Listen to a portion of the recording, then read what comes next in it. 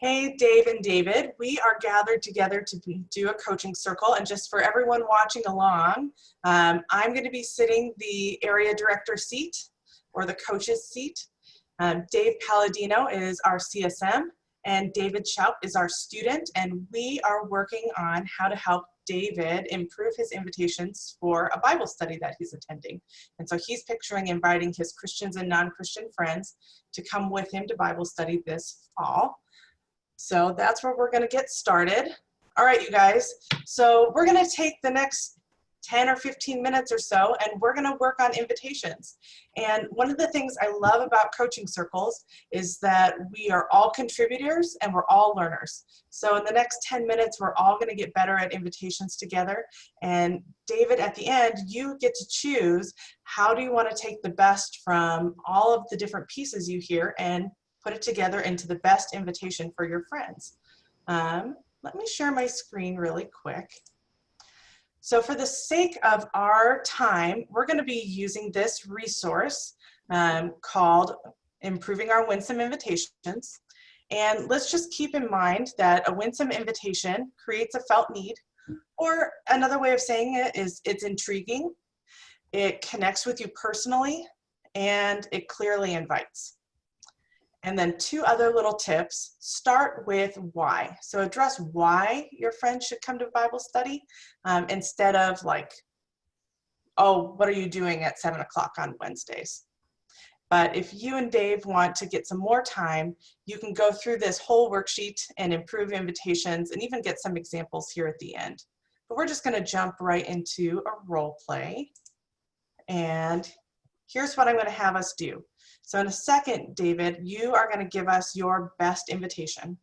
And then, Dave, I'm going to give you a couple minutes, and your job is to listen to David's invitation, pick the best of what he did, and then add a couple of improvements. So you get just like 2 or 3 minutes to coach him.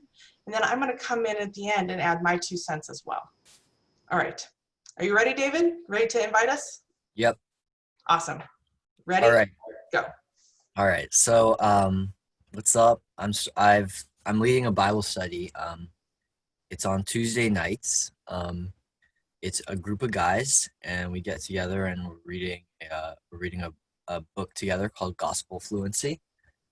Yeah, it's really fun, and we get to talk about our faith in Jesus and the ways we're struggling. And hear how everyone's doing, and pretty much just be a community when there's a lack of community in all our lives. So it'd be cool if you showed up. Awesome. Thanks, Yeah, David. that's great. All right, Dave, you're up. All right. David, can I ask a couple questions Yeah. as we kind of jump into this? Yep. What makes you excited to be a part of the group? When you think about this group, like it's the day the group's meeting, and you think about the people that'll be on the call, and like what it would even be like if you missed it. Like what's going on in your heart and mind when you think about the group? Why is it special to you? Well, one of the unique things about my group is that we actually started out not really knowing anyone. So it's people from like kind of my neighborhood, but also it's people who go to USC. We have some students who live in Washington. We have a student who lives in NorCal. So it's like people who weren't really, honestly, I only knew one guy, and then I was invited to lead and kind of build a community out of these people who didn't really know each other. See, that sounds really cool to me. That's a really cool like story and insight. Knowing that Winsome Invitations kind of start with a felt need, how would you tell that story of the group coming together and why it's special to you in like a sentence or two? Well, maybe I would try to say like I was feeling pretty isolated until I was invited to lead this, and then I was able to make connections with people that I just didn't even know. And maybe if you're feeling the same way, we would love to have you in the group. That's beautiful. Like that already is like a story that intrigues me. So I think that's a great opener. I Yeah. really like that too. Dave, to wrap up your coaching really quick, why don't you give David's invitation in your voice and just let him hear another version of his story? Sure. Yeah. Yeah, I might say something like during this time in this pandemic, I feel like often like I'm a prisoner in my own house, and my relationships are kind of limited to just the people that are really close. And I didn't even know I had an ache for a deeper community and connection until I was asked to lead this group. And what's really cool about what happened is it was I didn't even have to like invite everyone. Like through the group realizing it's good, other people became a part of it, and people I didn't even know are now, I'm spending time with them weekly, and we're going deeper and we're forming community, and we want to keep giving that gift to other people, which is why I'm telling you about it and want to see if you'd be interested in checking out what our group is about, and then kind of ... You've got some more details to fill in, but that's some of what I was hearing, as you told about your felt need. That's great. Dave, I think a couple of things I saw in your coaching that I really liked. So one is you asked just one question about why does David love his Bible study? And that gave us a whole new avenue to explore for his invitation. And then I really liked hearing your invitation. So it gives just another piece of texture for David to consider, like what's the best invitation that he could give. I'm going to off the cuff try and give an invitation as well. I'm going to be thinking a little bit about your non-Christian friends, David. Why don't I would start with, the last few months has been just incredibly isolating. I've been trapped at home, and I know all of us have been. And what's missing are the places in our lives where we would be hanging out with friends and having deep, meaningful conversations. Those, the types of conversations that alter the trajectory of our lives. And it's interesting that COVID actually provided an opportunity for that kind of community, the community that touches like the deepest needs in our lives to be online. And I actually lead a conversation group with some folks about big issues, big questions of the day, and faith. And the one thing it's missing are some skeptics, some people who can come in and ask hard questions and keep us honest.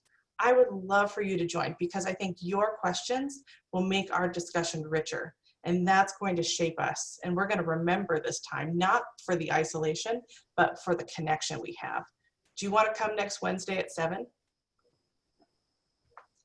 So, all right, David, your turn to talk again. What are some of the things you liked from Dave's invitation and the way he was coaching you?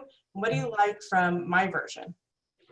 Yeah. Well, I really like Dave's because he was like talking about the gift that I received and how I felt like I had a heart to share that with other people, and how I could provide other people that same community. And similar to you, Jamie, like we have, like we want to provide like this lasting community and lasting connection, that like that life altering, like that. But as well as the group would be like made even richer if this person were to come. And I think, yeah, showing their like role in the group and how they could actually change it to make it for the better, I think is really appealing, like reason for them to come. All right. Well, why don't you take just a minute, David, and if you want to jot some notes down to yourself, or you want to just take a minute to gather your thoughts, why don't you pick the pieces that you liked the most from our invitations and put it into your invitation, and then you give us like your final draft Winsome invitation. Okay, I can do that. No pressure.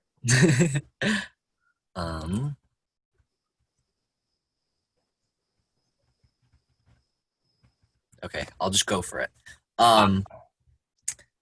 Yeah, this season has been really tough for me. And I was feeling very isolated in my own home and not really making the connections that I wanted to be making. And I honestly wasn't even aware that I was lacking those connections until I had the opportunity to lead this group.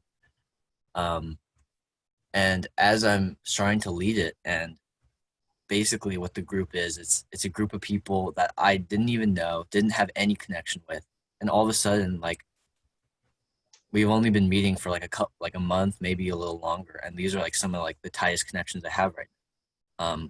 Potentially like life altering connections. And had I not been offered the opportunity to lead it, I would have missed out on this like connection and community that I had no idea I even needed. So friend, um, I would really love for you to come as well and kind of have the opportunity to make those connections too. And I think one of the things that the group is lacking is different points of view, because we all come from similar areas and from similar backgrounds. But I think you could provide a different perspective that creates a richer conversation, gets us honest, and helps us kind of look at our own preconceived notions and our own stories from a different lens. And that could be really valuable to the group. So it's Tuesdays at 8. We'd love for you to be there. And yeah, we hope to see you there. Awesome. Good job, David. That was awesome.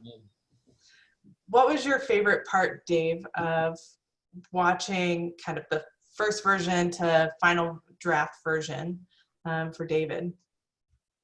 Yeah, I think, at the heart of what we do in InterVarsity of like planting and growing witnessing communities is like that deep connection that allows us to share our faith and to go deeper in our faith. And I think like the heartbeat of that is in what David's experienced. So it was just really fun mining that and trying to figure out how to express that in a way that others could hear it and understand what it is. Cause it's a huge gift to invite someone else into that. And David is being blessed by it. So it's cool to like figure out how to share that with other people.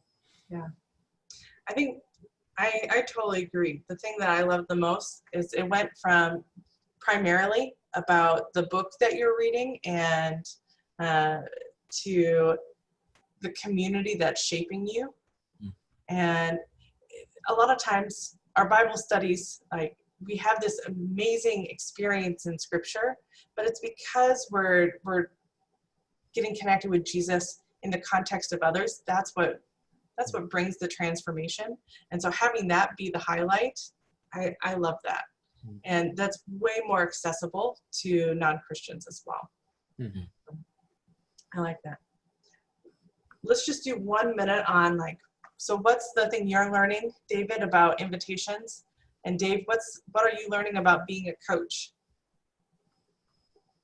Well, I learned to, make your invitation in the context of who you're inviting to, and really like kind of put them into the group and then imagine what could come out of it. And then that's how you come up with an invitation. I had not thought of that before. That's awesome. That's good. Yeah, I think I think practicing it a few times was really helpful. And I think in terms of coaching, David, Jamie, I appreciated how you kind of broadened the sphere of what's possible to say like, hey, wonder if this is actually a non-Christian.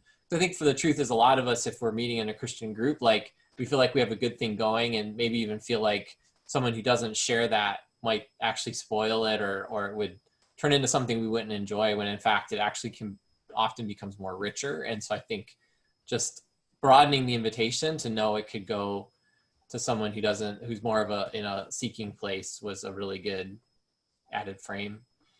That's great. I think a couple of things that I really picked up on. So it's good to just remember together what's at the heart of our invitations, and hearing David, what makes this group so important to you. It helps me to cast a better vision. So I think my invitation improved by having access to your story. And then it's good for me to remember and to get better at how do we set up a good role play. So it's easy for you to step in, David, and easy for you to jump in and coach Dave, even though we only have a few minutes. So I really appreciated the practice. All right. So last step of our coaching circle is let's get practical. And who are the people that you want to invite this next week, David? And when will you do that? And then just because the online nature of our world, so we did this verbally, but is this going to be a text message invitation, or is it going to be like a DM conversation? Yeah, I would probably text them. Yeah, I have a couple friends in mind. Should I just name them? Yeah, that'd be great. Yeah, so Michael, who's a non-Christian. Garrett, who's a Christian but is going through it. Maybe Elijah. Yeah, a couple other guys. I would just need to think a little more, but yeah, Awesome. I can definitely just text this to them. That'd be perfect. All right. When do you want to have that done by? When do you want to make sure you invite them? I could probably do it by the end of today. I could get that out. Awesome.